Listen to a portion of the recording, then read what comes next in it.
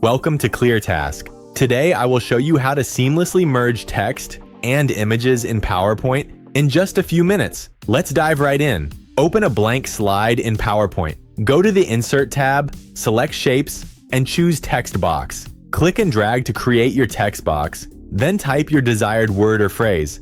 Highlight your text and head over to the Home tab. Choose a thick, bold font. Anton or Arial Black work perfectly for this. Increase the font size so it fills the screen, make it bold, and center it. For a better visual effect, change the text spacing to loose. Now bring in your image, go to Insert, click on Pictures, and select an image from your device. Once it is inserted, right-click the image and choose Send to Back. Your text should now be sitting right on top of the picture. Here is the critical part. Click to select the image first. Then hold down the Control key and click your text box. Both must be selected in this exact order. Navigate to the Shape Format tab at the top of the screen. Click on Merge Shapes and select Intersect. Just like that, your image is instantly cropped to the exact shape of your text. To make it pop, go to the Picture Format tab. Open Picture Effects and add a drop shadow and a bevel effect. To finish the look, right-click the slide background, choose Format Background, and apply a clean gradient fill.